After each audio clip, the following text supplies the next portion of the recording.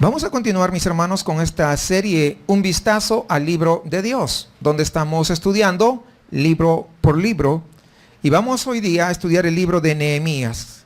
Y el tema para hoy es: levántate, reconstruye las murallas.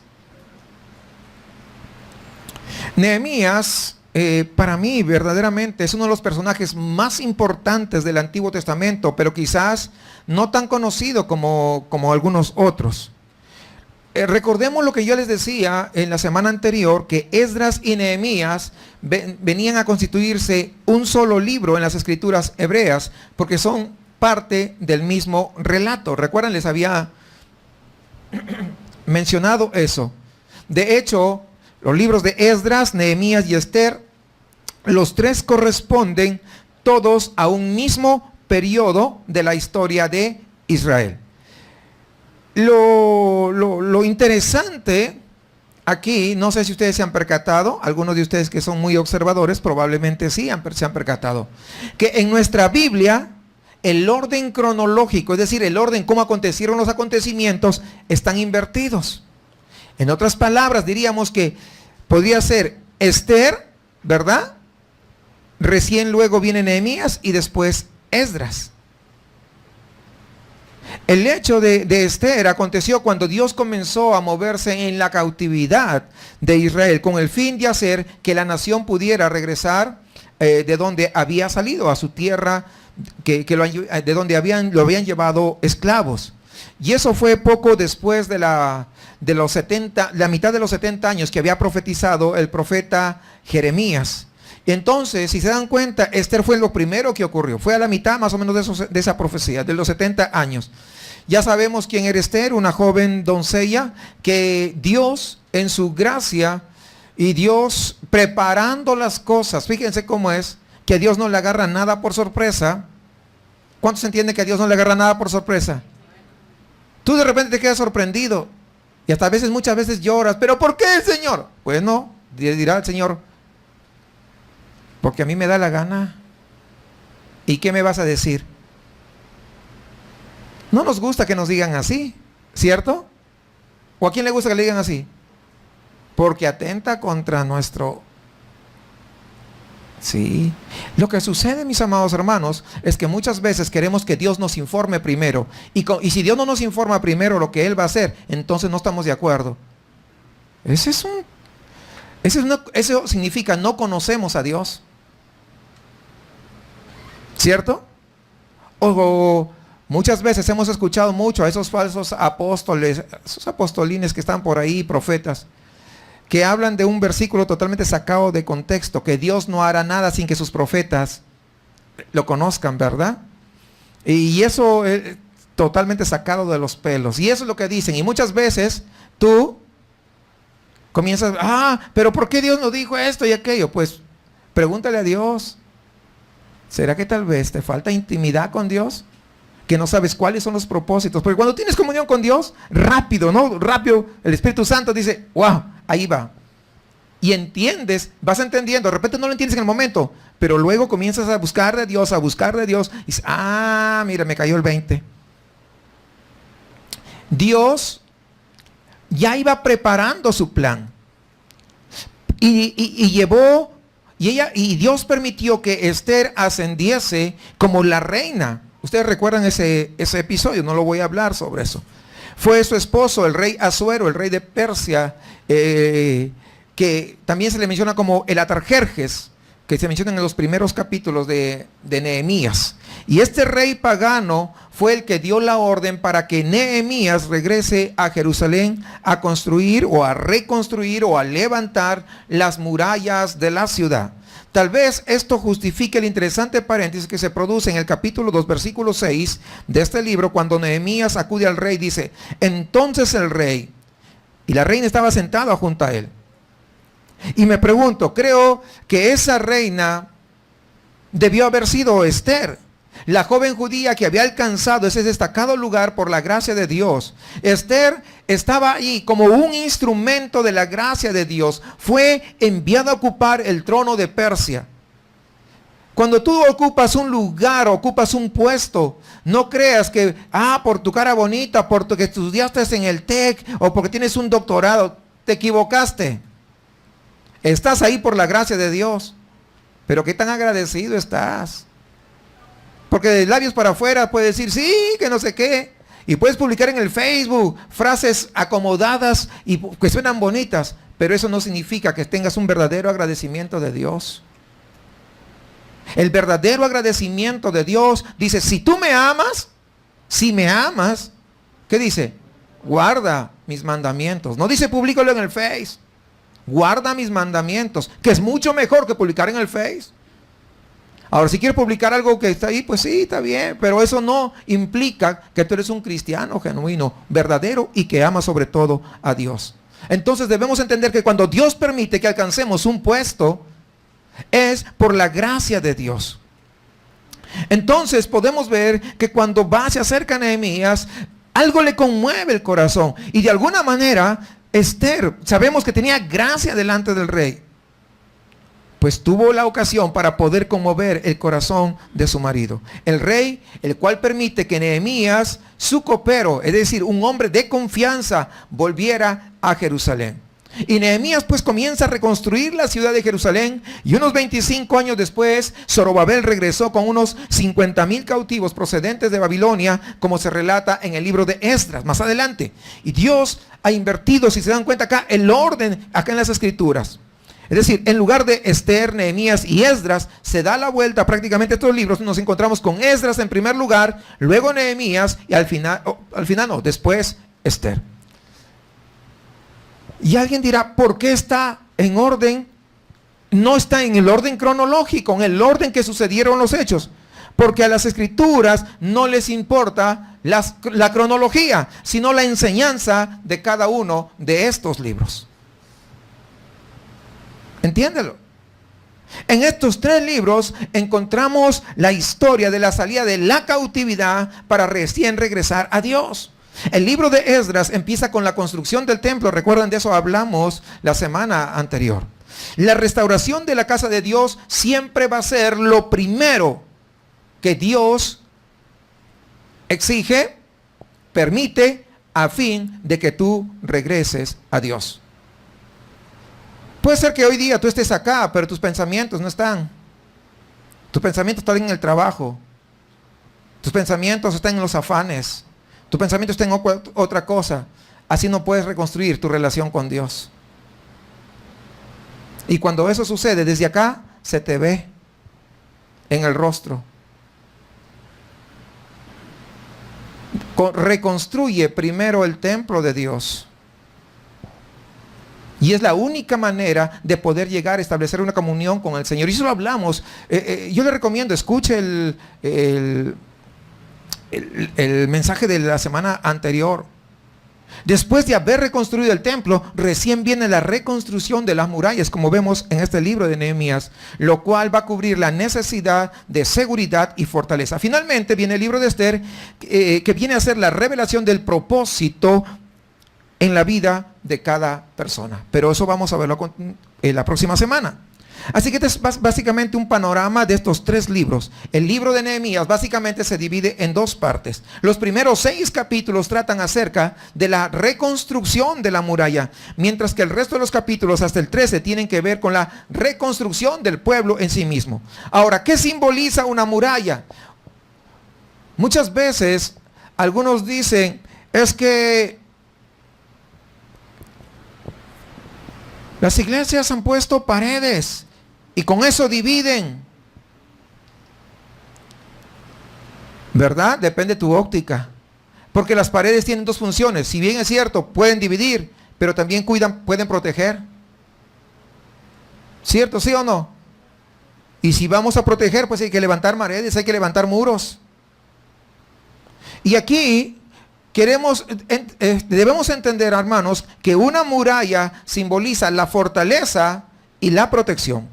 En las ciudades antiguas, el único medio verdaderamente de defensa era levantar murallas. Babilonia, por ejemplo, se cuenta que tenían una tremenda muralla alrededor. Eso está en la historia de Daniel. Dice que eran como unos 380 pies de grueso y más de 100 pies de alto. Es decir, eran realmente enormes. Con eso, esta ciudad se consideraba una ciudad súper segura. No como San Pedro.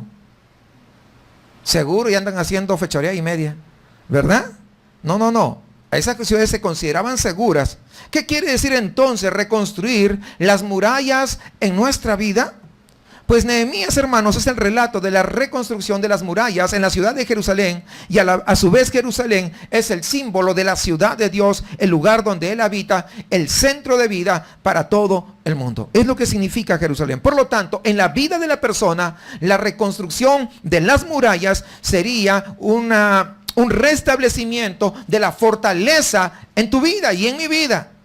Eso significa: levántate, reconstruye esas murallas, comienza a fortalecerte en el Señor. Todos, creo sin excepción, hemos conocido personas cuyas defensas pues se han caído por abajo, están derrumbadas, se han convertido algunos en gente que de mal vivir, otros que andan vagando o deambulando por las calles de nuestra grande ciudad, de nuestra ciudad querida de Monterrey, ¿verdad? Muchas veces la gente dice, ese día no se puede hacer nada. Sin embargo, a pesar de que la gente es una persona desechada socialmente, Dios en su gracia lo ha extendido hacia este tipo de personas, toca la vida de ellos, los cambia y los transforma y los trae a fin de que sus murallas sean reconstruidas. Y alguien de repente está diciendo, pero yo no estoy así.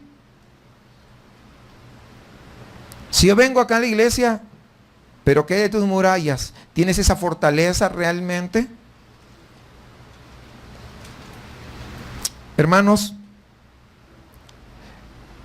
estas murallas se pueden aplicar a la vida individual, pero también se pueden aplicar a cualquier iglesia, también se puede aplicar a cualquier comunidad, se puede aplicar a cualquier estado, se puede aplicar a cualquier país. Y pueden ser reconstruidas a fin de poder convertirse en una nación en desarrollo, como lo fue Estados Unidos en sus momentos. Fíjense lo siguiente. México, con mayor capacidad, con mayores recursos naturales que Estados Unidos, nunca ha logrado rebasar a los Estados Unidos. México tiene muchísimo más recursos naturales que Estados Unidos. Sin embargo, Estados Unidos se convirtió en una potencia mundial. Ahora ya no lo es tanto, pero se convirtió en una potencia mundial. ¿Por qué? Porque ellos fueron levantados en bases sólidas, es decir, a través de la palabra de Dios. Ellos, cuando levantaron las murallas, estoy hablando metafóricamente, lo hicieron basados en la palabra de Dios. Sus leyes eran sobre la palabra de Dios. Incluso el dólar, ¿qué dice? En Dios, ¿qué dice? Pues sí. ¿Se dan cuenta? O sea, esa es la diferencia. Cuando una nación se levanta, se reconstruye con murallas sólidas, confiando en Dios, eso es lo que sucede. Y eso lo empujó a ser una potencia mundial. Una nación relativamente joven. Cosa que México, con todas sus riquezas, no la ha podido hacer. Y ustedes ya me están mirando medios enojados, pero es la verdad, si no, vea la historia. Eso es así, hermanos. Entonces, el primer paso en este proceso aparece en el capítulo 1, versículo 4, que comienza con el interés por las ruinas. Es decir, que necesitamos entender, hermanos, que estamos en ruinas. Fíjense ustedes, mientras yo iba preparando esto, yo recordaba las lamentables palabras de nuestro presidente y cómo él fue el que propició, que impulsó una ley que va en contra totalmente de lo que la palabra de Dios dice. Ya saben a cuál me refiero. Él fue el que propulsó. Digo, mi pregunta es, ¿acaso no estamos en ruinas como país? No, si tú no quieres decir, es tu problema. Si tú no quieres reconocer cuál es la condición, es tu problema. Pero es lo que estamos. Estamos en ruinas. Y mire lo primero que tenemos que hacer. ¿Estamos ahí en el versículo 4? Dice, cuando escuché estas palabras me senté, lloré e hice duelo por algunos días. Ayuné y oré delante del Dios de los cielos.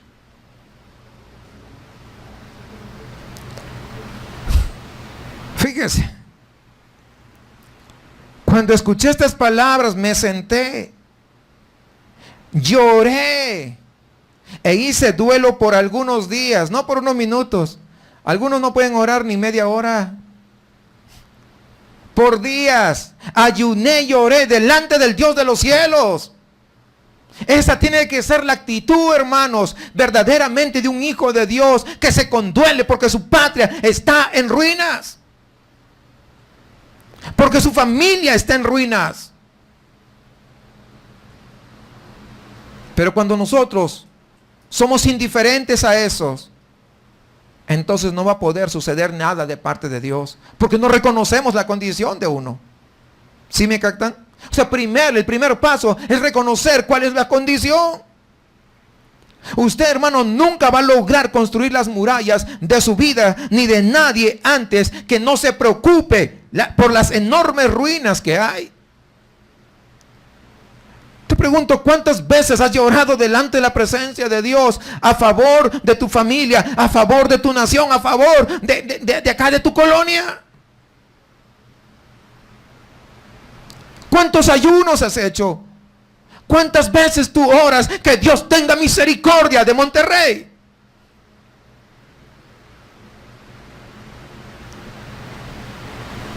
Eso es lo que a veces no entendemos, hermanos. Y vivimos con imaginaciones y vivimos con fantasías. Y eso no hace ni cambia nada, hermanos. Tenemos que nosotros reconocer cuál es la condición en la que estamos. Porque a veces tenemos para poder hacer muchas cosas, menos lo más importante.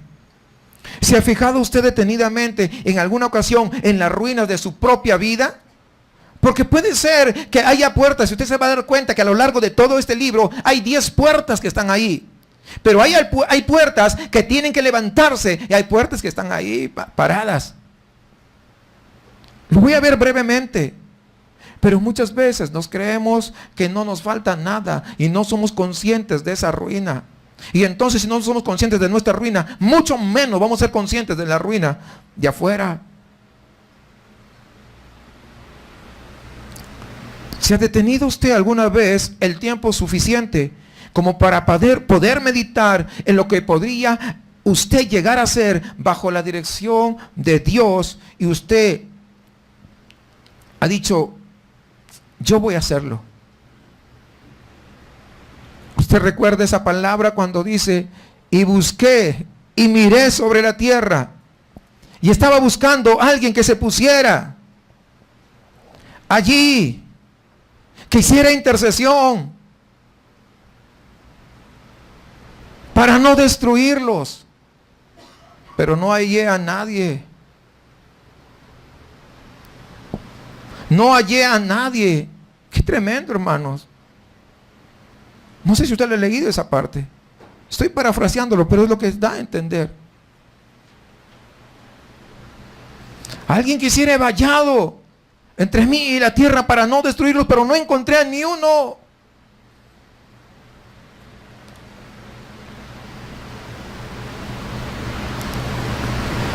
Cuando yo leí ese versículo por primera vez hace muchos años,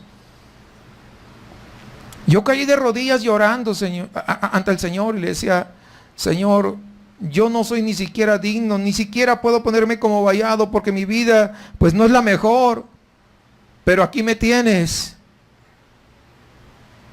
No destruyas mi país. Ten misericordia, Señor. Los gobernantes han hecho mal. Los diputados roban. Los senadores igualmente. Los grandes engrandecen más. Ten misericordia, Señor. Y comencé a llorar delante de la presencia de Dios. Y los malvados más malvados se hacen. Pero muchas veces ni siquiera somos conscientes de eso. A veces solamente vivimos para poder decir y hacer, pero no para vivir en la presencia del Señor como tiene que ser. ¿Ha examinado usted las posibilidades que Dios le ha concedido en su vida y se ha dado cuenta de lo mucho que se ha desviado de ese potencial que Dios quería que usted sea algo, pero no está llegando a ser ese algo que Dios quiere? No porque Dios no tenga el poder, sino porque usted se ha desviado realmente de los propósitos de Dios. ¿A qué te llamó Dios? Porque muchas veces estamos más interesados en otras cosas.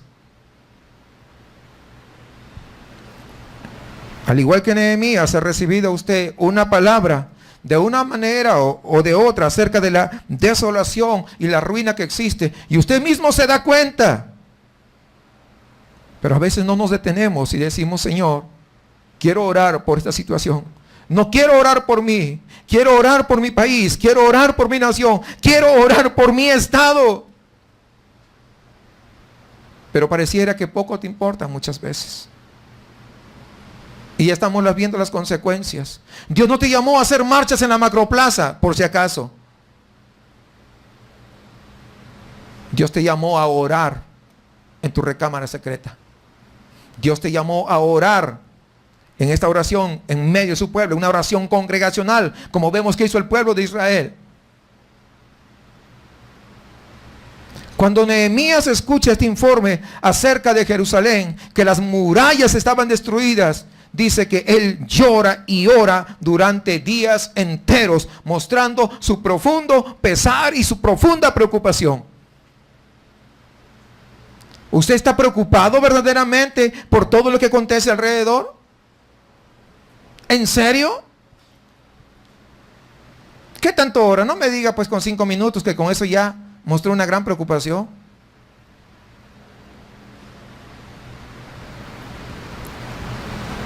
Muchos se preocupan cómo vive el pastor. Preocúpese por cómo vive usted.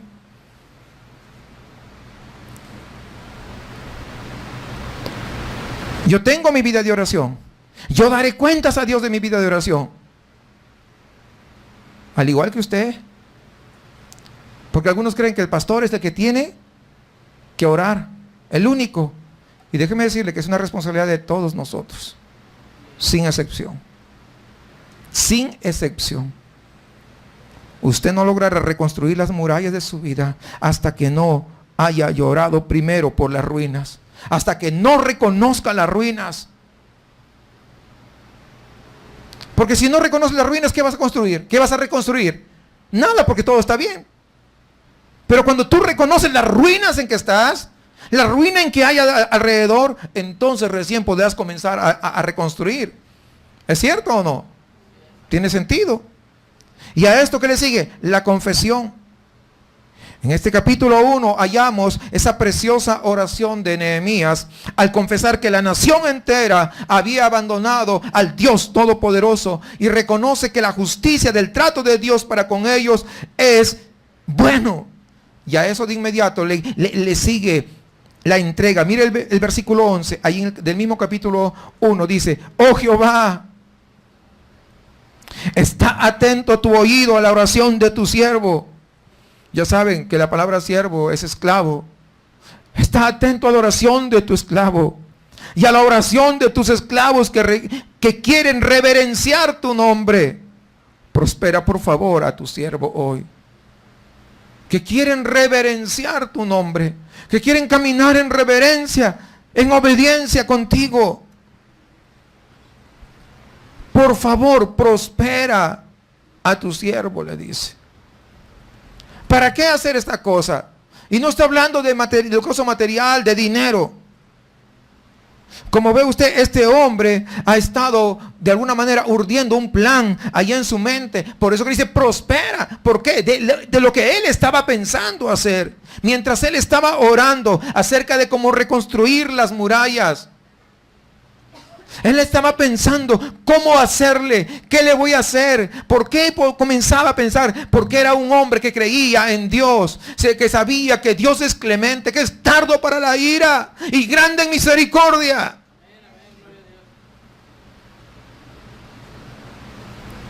Pero muchas veces ese atributo de la misericordia de Dios lo tomamos como tonto.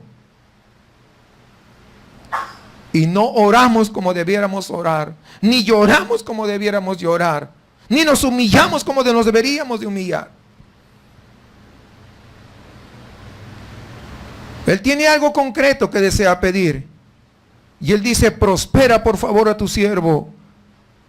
Hoy concédele gracia ante aquel hombre. ¿Qué hombre? Lo vemos en el próximo capítulo. Entonces yo servía de copero al rey. De modo que aquí tenemos el caso de un hombre, hermanos, que por su preocupación y después de haber confesión en su corazón, se entrega entonces recién de lleno a un proyecto específico que era levantar las murallas.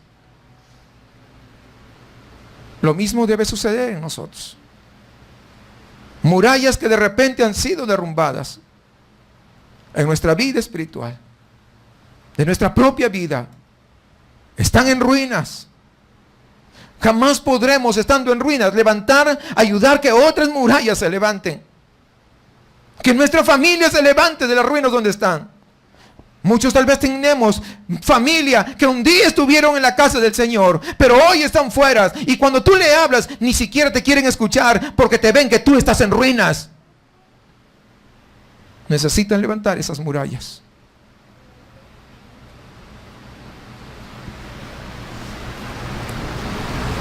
Pide a Dios que comience a actuar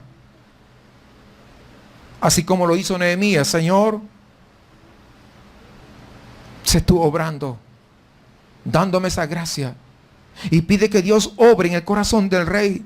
Así es como tiene que empezar cualquier regreso de la gloria de Dios. Debemos de sentir preocupación, hermanos. Pero si oramos sin preocupación, haz la cuenta que no está diciendo nada. Porque no hay una preocupación genuina en el corazón. Tiene que haber esa preocupación. Y luego de manifestar esa preocupación, debe haber esa confesión. Porque acabamos de leer esa confesión. Y luego nos comprometemos a la acción. Y también le pedimos a Dios que actúe a nuestro favor. Porque invariablemente es una empresa como esta, de esta naturaleza. Hay factores, hermanos, sobre los cuales ninguno de nosotros tiene ningún control. Y Dios tiene que ocuparse de ellos. Porque Él hace las cosas imposibles posibles. Hace algún tiempo atrás, en una conferencia de hombres, un hombre contó cómo en los primeros tiempos de su experiencia, de su vida cristiana, alguien le animó a orar acerca de las cosas que estaban relacionadas a su trabajo. Básicamente tenía que ver la relación con su jefe y la relación con sus compañeros. Él al principio dijo: pues no creo que funcione esto, no creo que sea lo más indicado orar. Pero pues lo intenté. Y cuando comencé a orar por mi jefe y por todos los compañeros de trabajo, me di cuenta que funcionaba. Y cuando comencé a darme cuenta que funcionaba, dije: oh, pero me parece que pues es como aprovecharse injustamente de estos pobres paganos que no tienen un Dios a quien acudir. Pero funcionó tan bien que me di cuenta que Dios había provisto la oración para sus hijos. Porque es lo que hace Dios. La única forma de poder acercarnos a Dios es a través de la oración. Hay personas que más tiempo duran en el teléfono con el amigo, con la amiga, que en el tiempo con Dios. Qué triste. Qué triste. Lo cual significa que Dios no está en primer lugar. ¿No es cierto? Pues lógico. Hermanos, Nehemías era plenamente consciente de esto. Y de este preciso momento que Dios comienza a moverse de una manera tan extraordinaria. Y que Dios comienza a obrar en los diferentes aspectos que Nehemías, él no podía hacerlo. Porque él era simplemente un cautivo y además era el copero. Si bien es cierto, era un hombre importante allí, pero no tenía todos los medios y todos los recursos para poder hacer esa obra de gran envergadura. Pero siempre tenemos que recordar algo, que Dios es capaz de hacer con mucho o con poco, porque Él es Dios y Dios no está supeditado ni a la economía, Dios no está supeditado a los hombres, Dios no está supeditado a la situación de todo el país. Dios es Dios y sus recursos son ilimitados. De modo que Nehemías ora acerca de la posibilidad de ir a ver al rey. Y cuando se encuentra ante su presencia, de inmediato, fíjese cómo es. Él dice que el rey se da cuenta de la tristeza en el rostro de Nehemías y le pregunta, ¿qué deseas? ¿Qué deseas, Nehemías? ¿Qué puedo hacer por ti? Se trata del mismo rey que se había casado con Esther, que Dios había usado a Esther para llegar al trono y que de alguna manera influyera. Es un hombre que de alguna manera ya siente, hermanos, una gran preocupación. Es un hombre que ya conoce los problemas de los judíos, porque eso lo vemos en Esther. Es un hombre que ha sido de alguna manera tocado por los problemas, y es que Dios estaba interviniendo en ese asunto. Es un hombre que en estos momentos, cuando dice, Nehemías, ¿qué te pasa? Podemos ver que es un hombre receptivo a la súplica de Nehemías, a fin de que le pueda permitir regresar a Jerusalén. Normalmente un rey no haría eso, pero Dios había estado obrando en los corazones. En el corazón específicamente de este rey. Y eso es lo que tenemos que comprender. Que cuando las cosas se tornan difíciles, cuando las cosas parecen imposibles, nuestro Dios es el Dios de los imposibles. No solamente para que nos sane, sino para que redarguya nuestro orgulloso corazón. Y para que agarre nuestro corazón de piedra y lo convierta en un corazón de carne. Porque muchas veces, déjeme decirle que es imposible que el corazón de piedra se convierta en de carne. Eso es imposible, a menos que Dios lo haga. Pero muchas veces solamente el Dios es omnipotente.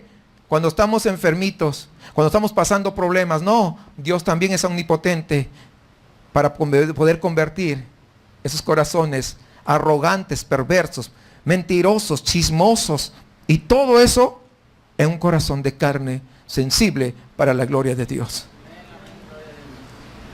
El próximo paso necesario en el programa de reconstrucción es el valor. Versículo 9 del capítulo 2. ¿Sí me están siguiendo, no? Ok.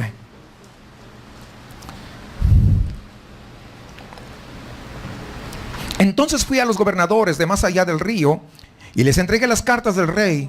El rey había enviado conmigo jefes del ejército y jinetes. Fíjense. O sea, estaba poniendo pues a disposición de Nehemías todo. Pero cuando lo oyeron Sanbalat el horonita y Tobías el siervo abonita. ¿Reconoces? ¿Se acuerda de estos términos, de estos nombres? Recuerde algo, cuando nosotros leemos acerca de los amonitas, los amoritas, los amalequitas, los jebusitas, los pericitas y otros hitas, entonces de inmediato tenemos que decir, estos son los enemigos de Dios. Así es. Y en este caso, podríamos decirlo, esta es la carne que siempre se va a levantar cuando las murallas se quieren reconstruir. Cuidado con la carne.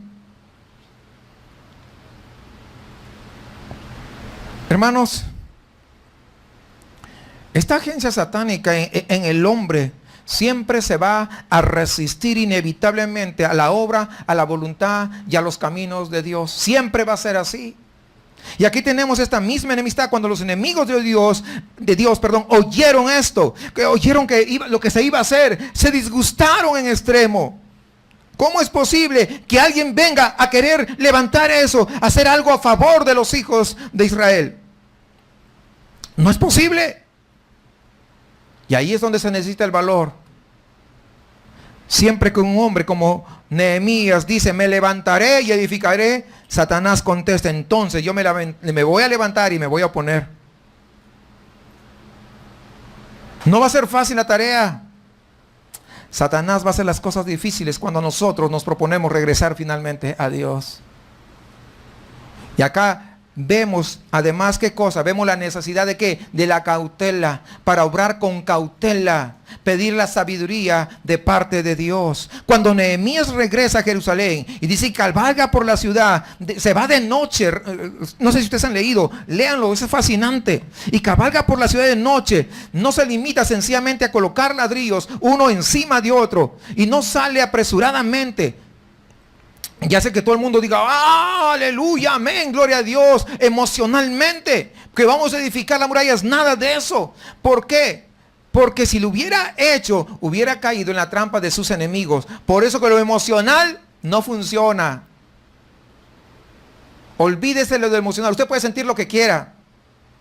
Eso no tiene ningún valor si no está sustentado su emoción en lo que la palabra de Dios dice. Porque muchas veces nosotros más caso le hacemos a lo que sentimos, a lo emocional, que lo que dice la palabra de Dios. ¿A cuánto le pasa eso? ¿A cuánto les pasa? ¿No les pasa a nadie? Ah, bueno, qué bueno que no les pasa a nadie. ¿Y por acá? ¿Pasa o no pasa? Somos traicionados por eso. Si usted no reconoce eso, tenga cuidado. Cuando uno reconoce eso, va a andar como con cautela. Acabo de decirles, hay que andar con cautela, con cuidado. Lo primero que hace Nehemías, primero se levanta de noche, cuando nadie lo ve, cuando nadie sabe, y comienza a cabalgar, dice, alrededor de todas las murallas de la ciudad. Y él comienza a examinar las ruinas, anotando con exactitud lo que es preciso hacer, y realiza una inspección directa, minuciosamente. Estos tres principios de la reconstrucción que acabo de mencionarles, ¿no? Tal vez no los he dicho uno por uno, pero ahí los he mencionado, ¿verdad? Lo que hace es que nos está mostrando, en primer lugar, lo que tenemos que hacer es, lo primero que vemos, ¿cuál es? La preocupación.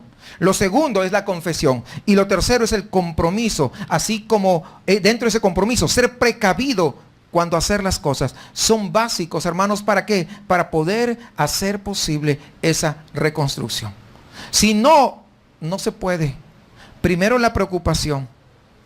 Tiene que haber una preocupación genuina, sincera. Segundo, la confesión.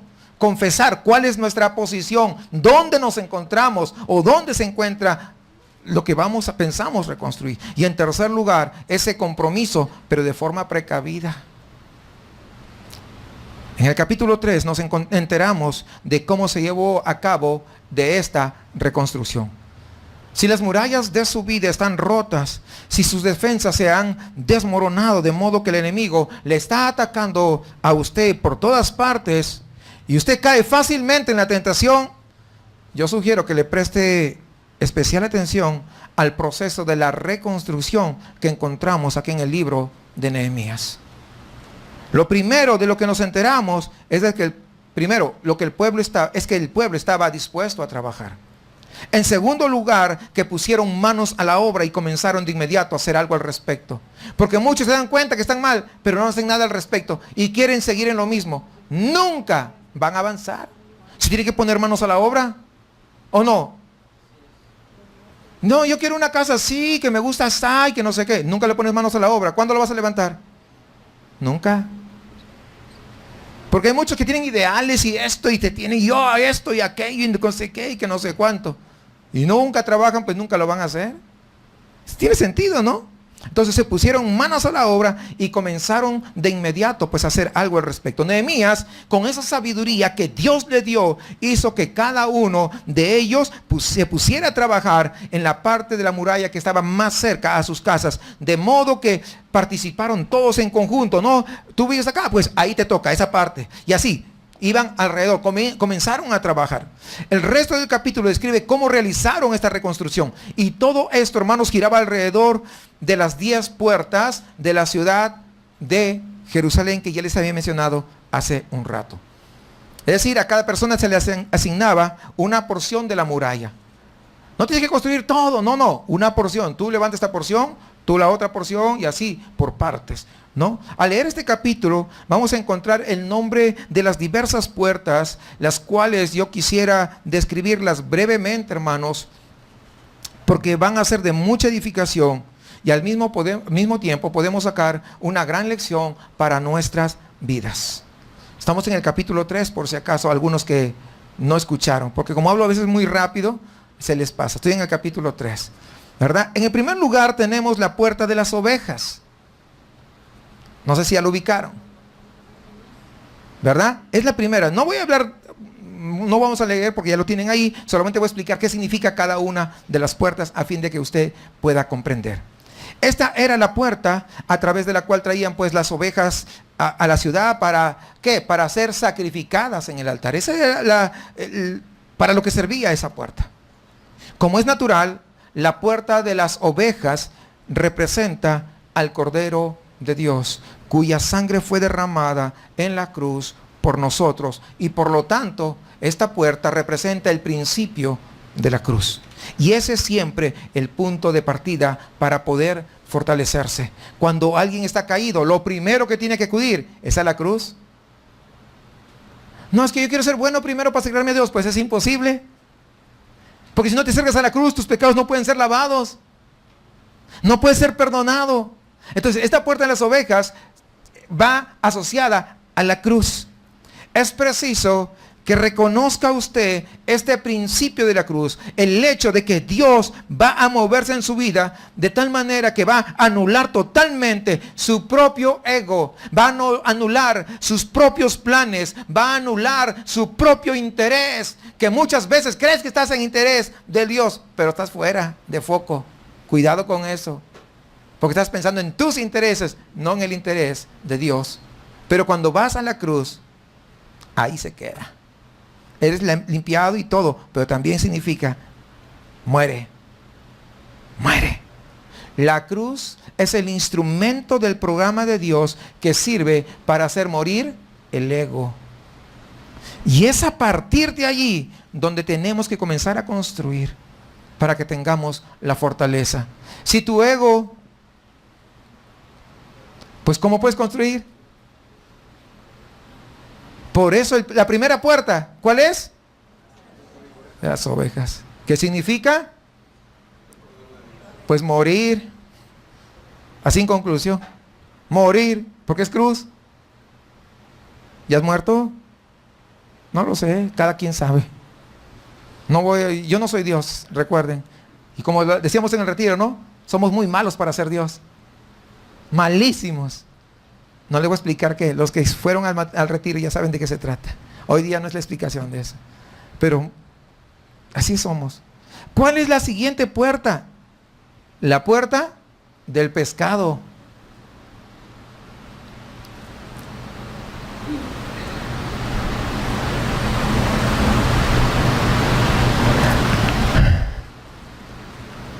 ¿Recuerda usted que el Señor Jesús le dijo a sus discípulos: venid en pos de mí y os haré pescadores de hombres? Marcos 1:17, ahí está. Esto representa, la puerta del pescado representa el testimonio cristiano. Tal vez se ha derrumbado esa puerta en tu vida. Tal vez se ha desmoronado la muralla alrededor de la puerta del pescado. Si es así, hermanos, es preciso volver a construir esta puerta de defensa y levantar la muralla, porque el Señor Jesús dijo que todo cristiano debería dar testimonio de Él. ¿Cómo sabes que esta muralla está derrumbada, que esta puerta está destruida, cuando tú no estás testificando de Cristo Jesús? Así de sencillo. Cuando tú no estás testificando, la puerta del pescado está destruida.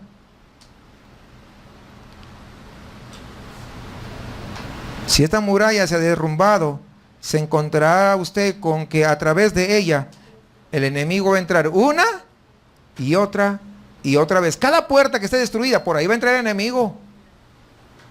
Si no ha dicho usted nunca ni una palabra a favor del Evangelio de Cristo, si no hay ningún testimonio en su vida, entonces debe entender usted que esa muralla está rota y es preciso volver a reconstruir esa puerta, la puerta del pescado. ¿Cuántos entienden esto? Por acá, ¿cuántos entienden? Aunque no entiendas, yo sé que es entendido. Necesitas poner a reconstruir esa puerta. La siguiente puerta es la puerta antigua.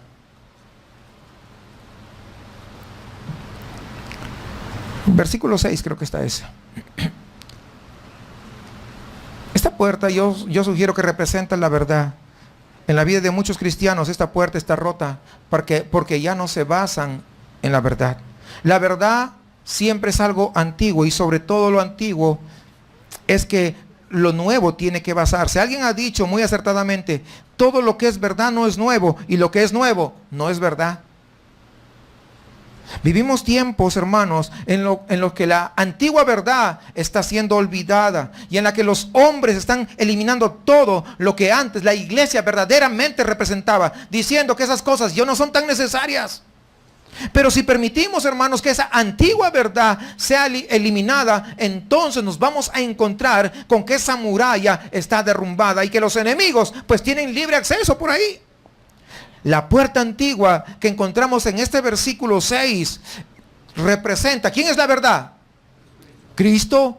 La verdad es Dios mismo. La verdad no cambia jamás. Fue la verdad cuando fue transmitida y continuará de aquí a 1000 años siendo la misma verdad. No va a cambiar. El cielo y la tierra pasarán, mas mis palabras no pasarán.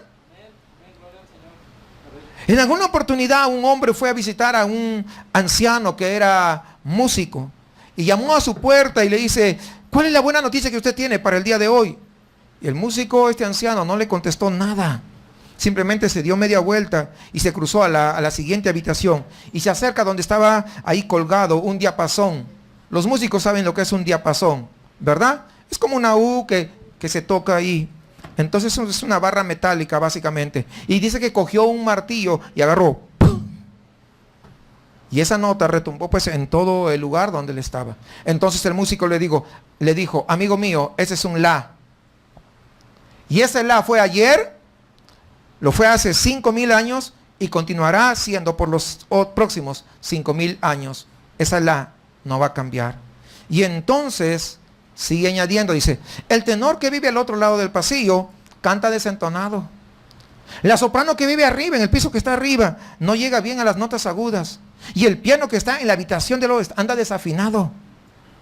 Y nuevamente agarra al diapasón y le dijo: y este es un la, mi buen amigo, y esa es la buena noticia. Porque la buena noticia es que ese la jamás ha cambiado y jamás va a cambiar. Eso es la verdad. La verdad es siempre igual, no cambia nunca, jamás.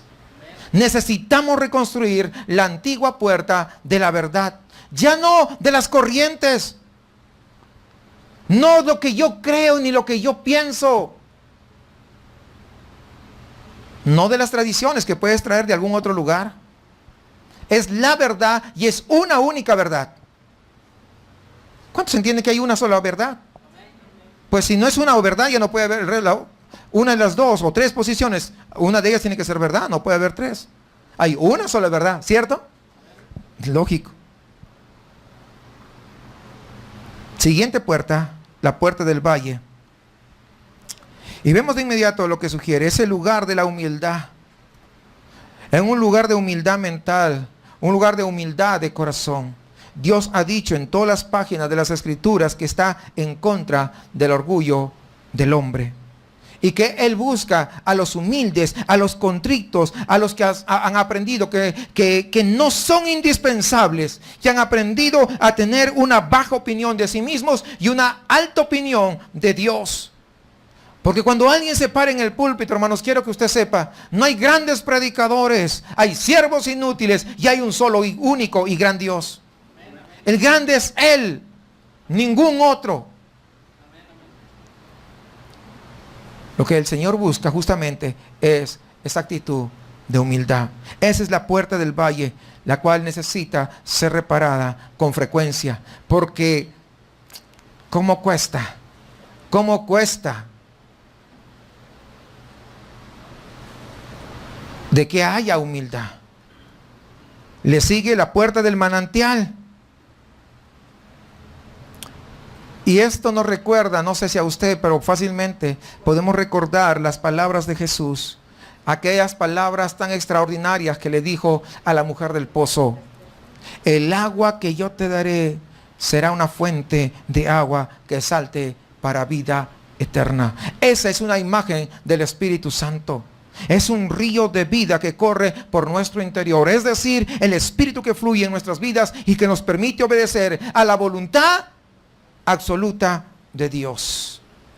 Y a continuación, ¿cuál sigue? La puerta del agua, que siempre es símbolo de la palabra de Dios. Y aquí hay algo interesante que quiero que usted lo note. Si usted está leyendo, lo interesante acerca de esta puerta del agua es que esta puerta no necesita reparación. Están en su Biblia, están buscando, están leyendo por lo menos. Yo veo que muchos están tomando nota y los felicito, hermanos. No necesita reparación. Y era evidentemente la única parte de la muralla que se mantenía de pie.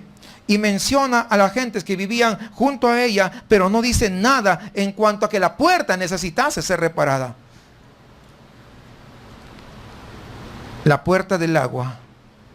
¿Por qué no necesitaba ser reparada? ¿Recuerdan? La puerta del agua representa a la palabra de Dios. Porque la palabra de Dios nunca se avería, por lo que nunca necesita ser reparada. Y lo único que necesita es ser habitada nuevamente. Lo único que necesita es dejarlo que fluya por nuestra vida y nosotros someternos a ella. Pero ella nunca necesita ser reparada. ¿Por qué? Porque es la palabra de Dios. A continuación sigue la puerta del este. La puerta del este estaba en dirección pues donde sale el sol, ¿no? Al este. Y es la puerta de la esperanza.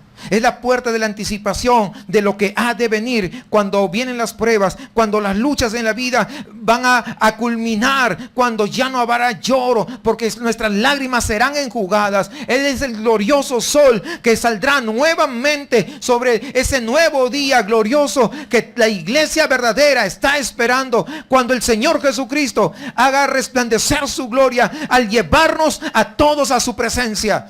Eso significa, es la puerta del este, la puerta de la esperanza. Esta es una puerta que tiene que ser reconstruida, mis amados hermanos, porque muchos de nosotros nos olvidamos que nuestro destino no está en este mundo, que nuestro destino es estar en la presencia del Señor. Y muchas veces, al no recordar, nos dejamos llevar por el pesimismo de estos tiempos y nos dejamos atribular fácilmente por las circunstancias de la vida. Nos sentimos desmoralizados por la desesperación de las cosas que nos rodean. Por eso es que esta puerta es necesario reconstruirla a fin de que siempre podamos pensar que puede ser que más tarde, que mañana, que en la noche Cristo venga por su iglesia y que yo estoy 100% preparado.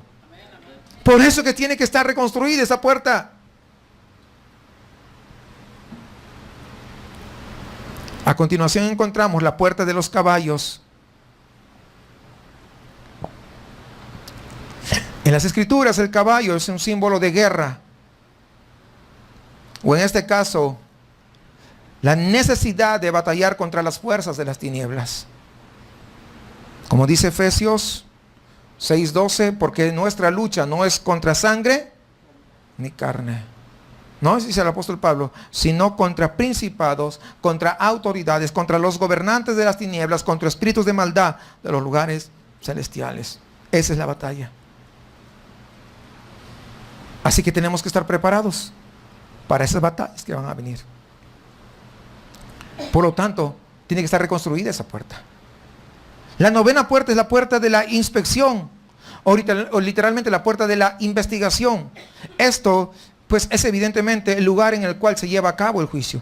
De vez en cuando necesitamos detenernos a examinarnos a nosotros mismos, a volver a evaluar lo que estamos haciendo. Y la misma palabra dice, examinaos a vosotros mismos si estáis en la fe. Es muy importante que podamos entender estas cosas. Hay que examinarnos. Porque tenemos el Espíritu Santo de Dios. ¿Cuántos tienen el Espíritu Santo de Dios? Entonces puedes examinar. Y eso nos vuelve a situar en la última parte del capítulo, en la puerta de las ovejas, que es la puerta de la cruz. La cruz debe estar al principio y debe estar al final de cada vida. De esta manera, hermanos, tan maravillosa, el libro de Nehemías, nos enseña qué necesitamos hacer para fortalecer las murallas de nuestra vida. Hay más que hablar, claro, solamente estamos en el capítulo 3, pero quiero que entendamos solamente esto para poder terminar. Solamente cuando nosotros somos conscientes de qué es lo que está destruido en nuestra vida, es que podemos nosotros levantarlo. Si nosotros no queremos reconocer qué cosa está en ruinas, no lo vamos a levantar, porque tú nunca mandas a arreglar algo que esté bien. Si tú crees que algo está bien y no lo está, ten cuidado. Es como que tú tuvieras la puerta de tu casa y está media ahí que no cierra bien. Dices, no, pero ¿para qué lo vamos a mandar a arreglar? No, sirve, ahí finalmente sirve. Tampoco no le hagas una mexicanada porque no va a servir. Le haces una mexicanada, viene el ladrón, ¡pum!, ya está adentro. Y en estas puertas de las que estamos hablando no valen las mexicanadas. Necesita en primer lugar preocupación por eso que está en ruinas. Segundo lugar, necesita confesión, porque reconocemos que no podemos hacerlo. Y en tercer lugar, ¿qué necesitamos? El compromiso, pero de forma precavida, con precaución. No sé cómo está tu vida. Tal vez tú necesites levantar esas murallas.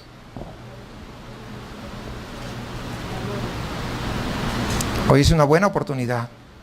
Pero tal vez tú estés bien, pero necesitas comenzar a pensar tu familia. De repente conoces a alguien que un día estuvo en la casa del Señor, hoy día no está. ¿Qué de ellos? Es necesario que tú comiences a interceder, que puedan ellos levantar también sus murallas. ¿Y qué de la colonia? ¿Qué de este municipio? ¿Qué de este estado? ¿Y qué de este país? Con todas las leyes que están sacando cada día más intencionalmente en contra del pueblo de Dios. Porque ahora verdaderamente se está mostrando que a lo bueno le dicen malo y a lo malo le dicen bueno. ¿A dónde irá a parar? No lo sabemos. No tienes que ir a hacer una marcha a la macroplaza. Necesitas doblar tus rodillas. Necesitas verdaderamente levantar de tus propias ruinas y comenzar verdaderamente a buscar a Dios, como lo hizo Nehemías, en ayuno y oración, con verdadera preocupación, confesando en qué hemos fallado y poder decirle una vez más, Señor, ten misericordia de nosotros.